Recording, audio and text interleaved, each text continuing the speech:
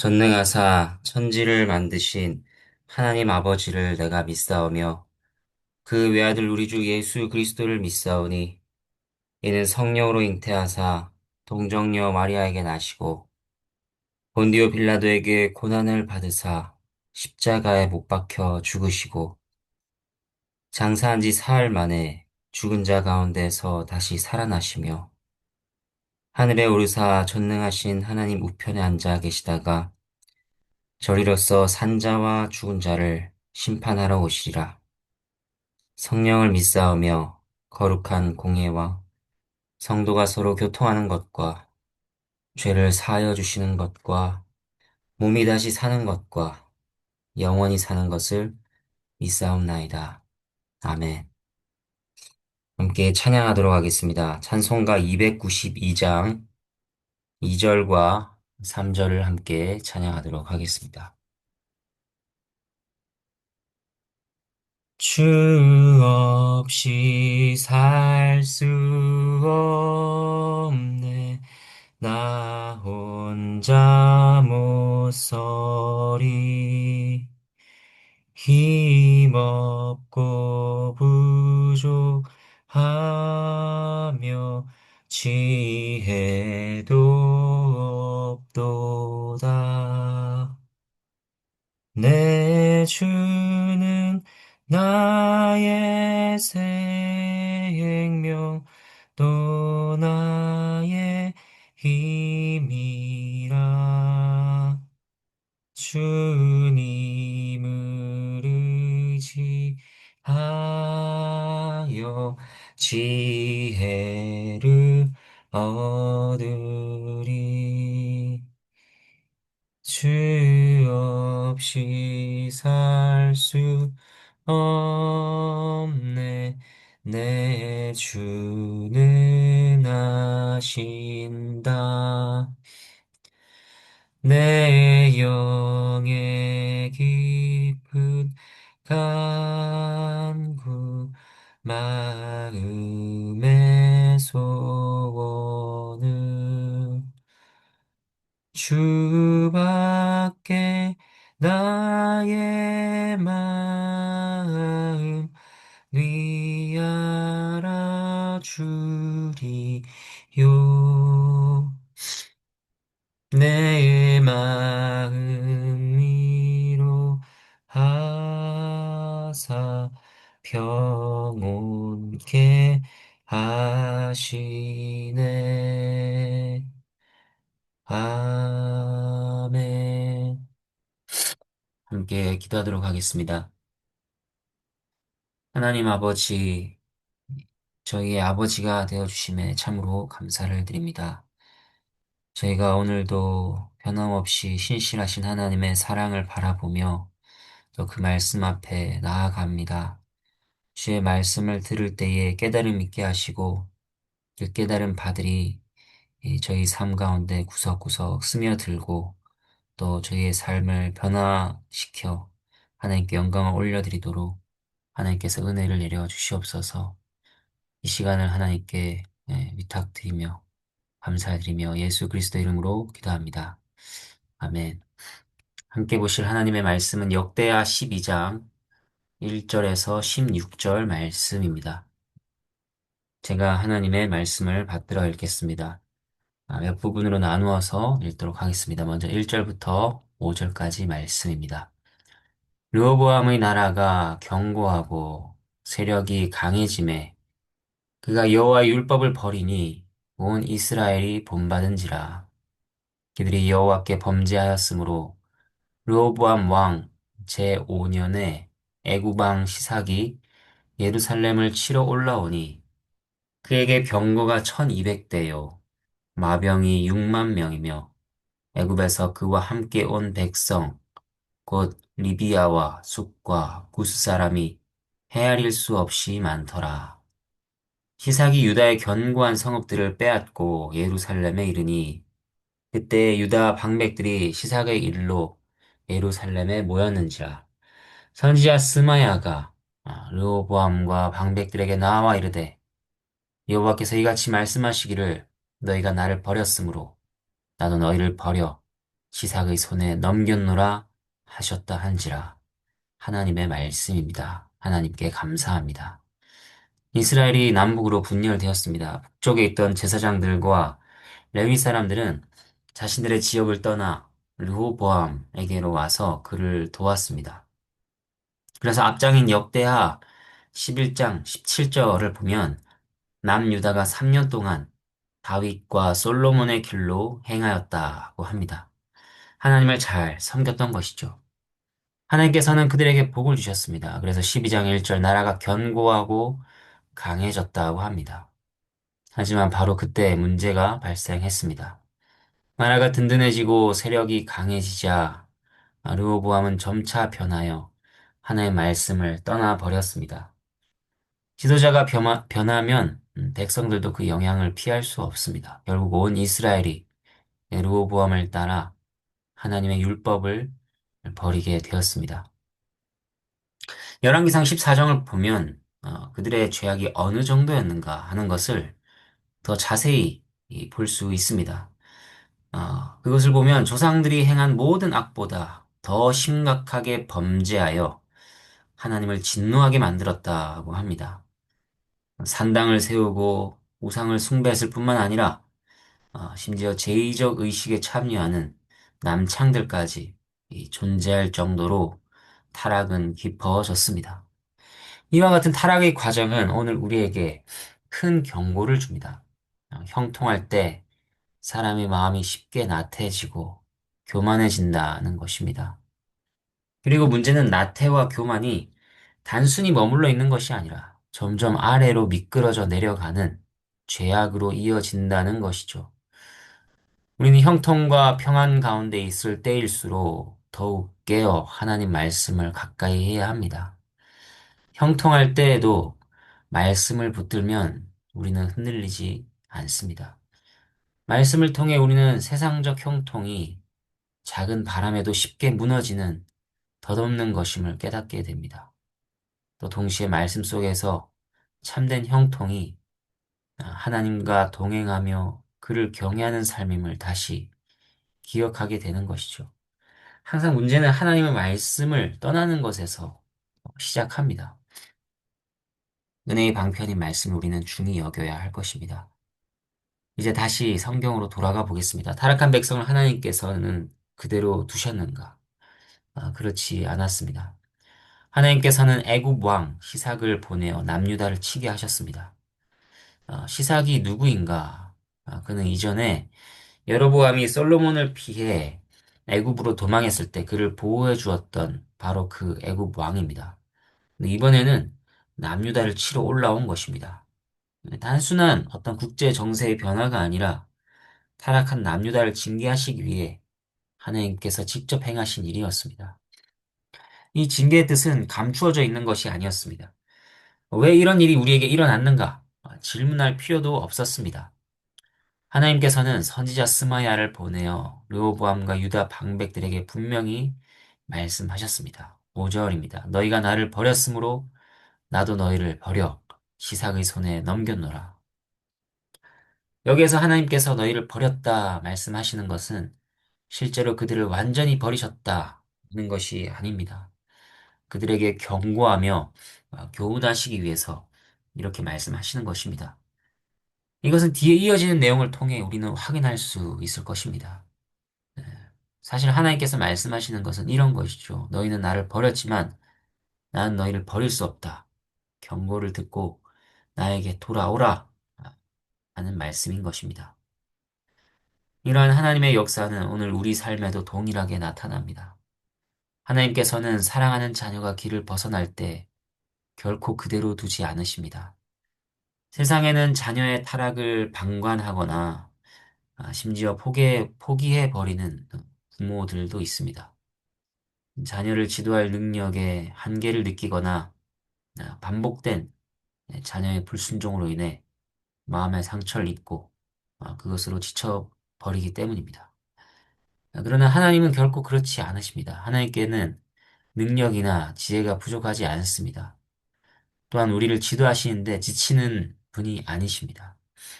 무책임한 아버지가 아니라 완전한 아버지이십니다. 지혜로운 섭리 가운데 말씀으로 우리를 가르치시고 사랑으로 우리를 징계하시며 바른 길로 이끄시는 그런 아버지이신 것입니다.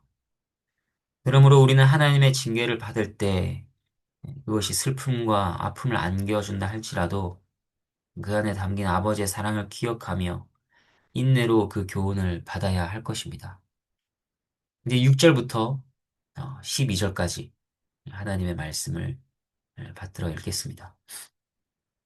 이에 이스라엘 방백들과 왕이 스스로 겸비하여 이르되 여호와는 의로우시다 하매 여호와께서 그들이 스스로 겸비함을 보신지라 여호와의 말씀이 스마야에게 임하여 이르시되 그들이 스스로 겸비하였으니 내가 멸하지 아니하고 저희를 조금 구원하여 나의 노를 시삭의 손을 통하여 예루살렘에 쏟지 아니하리라.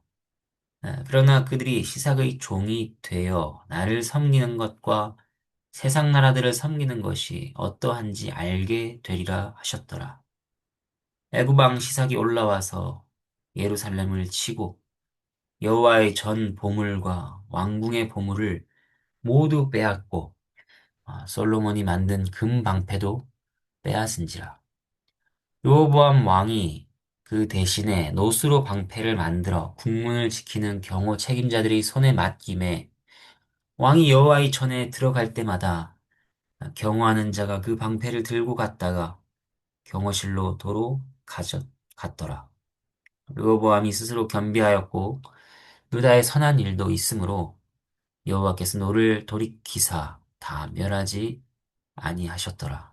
하나님의 말씀입니다. 하나님께 감사합니다. 선지자 스마야를 통해 하나님 말씀을 들은 르호보암과 유다 지도자들은 자신들의 잘못을 깨달았습니다. 그래서 스스로 겸비하였는데 6절, 7절을 보면 세 번이나 이 표현이 반복되고 있습니다. 그것을 강조하고 있는 것이죠. 그들의 고백은 놀랍습니다. 그들의 고백이 무엇입니까? 하나님께서 의로우시다. 이것은 그들에게 행하신 징계가 합당하다는 것이었습니다. 이것이 징계하시는 아버지의 손길에 보일 우리의 마땅한 반응입니다. 스스로 겸비하여 하나님의 의를 인정하는 것입니다. 다른 사람들의 고통을 보며 그들에게 그러한 고통이 합당하다. 하나님께서 의로우시다. 말하라는 것이 아닙니다. 그것은 어리석은 욥의 친구들이 욥에게 했던 것입니다. 우리는 우리가 받는 징계의 고통 앞에서 하나님의 의를 고백해야 합니다. 우리 대부분은 고통을 겪을 때 하나님의 의와 선하심을 의심합니다. 하나님이 의로우시다면, 하나님께서 선하시다면, 왜 나에게 이런 일이 있는가? 너무 과하신 것이 아닌가? 원망하고 불평하기 일수인 것입니다. 그러나 하나님의 의와 선하심은 변함이 없습니다. 처음부터 마지막까지 합당하게 행하신다 하는 것을 우리는 인정해야 합니다. 스스로 낮춘 르호보암과 방백들에게 하나님께서는 응답하셨습니다. 7절, 8절 보면 내가 멸하지 아니하리라. 저희를 조금 구원하리라. 나의 노를 시삭을 통해 쏟지 아니하리라. 그러나 시삭을 섬기면서 나를 섬기는 것과 어떻게 다른지 알게 하겠다고 하십니다. 그래서 시삭에게 성전과 왕궁의 보물을 모두 빼앗기게 하셨습니다. 솔로몬의 금 방패도 다 빼앗기게 하셨죠. 엄청난 타격을 받은 것입니다. 어떤 이들은 이것을 보며 그들이 스스로 낮췄는데 어째서 하나님께서는 이런 일을 당하게 하신 것인가 말할지 모릅니다. 하지만 그러한 말은 그들의 죄악이 하나님 앞에서 얼마나 끔찍한 것이었는지를 간과해서 하는 말입니다. 그들이 하나님을 버린 죄악은 멸망당에 마땅한 것이었습니다. 여기에 방점은 너희를 버리겠다고 하신 하나님께서 노를 돌이켜 그들을 멸하지 않으셨다는 것에 찍혀 있습니다. 물론 성전과 왕궁의 보물을 빼앗긴 것은 매우 치명적인 것처럼 보입니다. 그러나 그것은 다시 모으면 되는 것이죠. 사람이 온 천하를 얻고도 자기 목숨을 잃으면 아무 소용이 없는 법입니다. 목숨을 잃으면 회개와 회복의 기회조차도 잃어버리는 것이기 때문입니다. 하나님께서는 그들을 멸하지 않으시고 다시 그들에게 기회를 주셨습니다. 10절을 보면 르호보암은 금방패 대신 노방패를 만들었습니다. 솔로몬 때의 찬란한 영광은 지나갔습니다. 노방패는 금방패와 색은 비슷하지만 빛이 나지 않고 어둡습니다. 초라해진 그들의 현실을 보여주는 것이죠. 그런데 여기 르호보암의 행적에서 인상적인 것이 있습니다. 그가 노방패를 든 시위대와 함께 어디를 가는가? 성전에 갑니다. 11절 왕이 여호와의 전에 들어갈 때마다 그렇게 말씀하고 있습니다. 그가 정기적으로 성전에 나아갔다는 것입니다. 그는 성전을 버리거나 떠나지 않았습니다. 이것은 시삭의 침공을 받은 이후 스스로 겸비한 르호보암의 긍정적 모습이라 할 수 있습니다. 르호보암이 악을 행하기는 했으나 12절 르호보암이 스스로 겸비하였고 유다에 선한 일도 있었다고 전해줍니다. 하나님 백성이 비록 죄를 지었다 할지라도 돌이켜 회개하면 하나님께서 은총을 베푸신다 하는 것을 보여주고 있습니다. 징계가 우리에게 주는 유익은 동일합니다. 외적인 영광과 찬란함이 사라질 수 있습니다. 겉모습은 후퇴할 수 있습니다. 그러나 바로 그때 우리는 성전이신 그리스도께로 이끌립니다. 죄사함을 얻기 위해 그분을 더욱 굳게 붙들고 오직 그분만 의지하는 것입니다. 징계는, 징계는 결국 우리와 하여금 참된 성전이신 그리스도께 돌아오게 하는 하나님의 은혜로운 손길입니다. 이제 13절부터 16절까지 하나님 말씀을 보도록 하겠습니다. 르호보암 왕은 예루살렘에서 스스로 세력을 굳게 하여 다스리니라. 르호보암이 왕위에 오를 때 나이가 41세라. 예루살렘 곧 여호와께서 이스라엘의 모든 지파 중에서 택하여 그의 이름을 두신 성에서 17년 동안 다스리니라. 르호보암의 어머니의 이름은 나아마요 암몬 여인이더라. 르호보암이 악을 행하였으니 이는 그가 여호와를 구하는 마음을 굳게 하지 아니함이었더라. 르호보암의 처음부터 끝까지의 행적은 선지자 스마야와 선견자 id도의 족보책에 기록되지 아니하였느냐. 르호보암과 여로보암 사이에 항상 전쟁이 있으니라. 르호보암이 그의 조상들과 함께 누움에 다윗성에 장사되고 그의 아들 아비야가 그를 대신하여 왕이 되니라. 하나님의 말씀입니다. 하나님께 감사합니다. 르호보암의 통치에 대한 개요 및 평가를 보여주고 있습니다. 르호보암은 통치 초기와 징계 후에 잠시 동안 겸비한 자세를 보였습니다. 그러나 전반적으로는 여호와를 구하지 않고 악을 행한 왕으로 평가되고 있습니다. 그의 타락에는 어머니 나아마의 영향이 있었음을 성경은 지적합니다. 나아마는 암몬 여인이죠. 이방과의 결합으로 말미암아 우상 숭배와 세속적인 가치관이 들어오고 하나님의 백성에게 얼마나 위험한 영향을 끼칠 수 있는지 를 잘 보여줍니다. 또 15절을 보면 남유다와 북이스라엘 사이에 항상 전쟁이 있었다고 합니다. 솔로몬 시대의 평가와 대조되는 모습입니다. 이것은 하나님 백성들이 하나님을 버리고 죄를 지은 결과였습니다. 이제 말씀을 정리하겠습니다. 르호보암의 이야기를 통해 하나님께서 우리에게 말씀하시는 바는 무엇입니까? 하나님의 율법을 결코 떠나지 말라는 것입니다. 사랑하는 자를 짓게 하시되 돌이켜 회개한 자를 하나님께서 긍휼히 여기신다 것입니다. 우리는 하나님의 자비와 긍휼을 믿어야 합니다. 또 죄의 뿌리가 되는 이방과의 연합에 대한 경계도 우리는 볼 수 있습니다. 이 모든 것들을 잠잠히 묵상하면 이 중에 우리의 신앙생활과 무관한 교훈은 하나도 없습니다. 르호보암의 실패와 징계를 통해 우리는 하나님의 뜻과 은혜를 깨달아야겠습니다.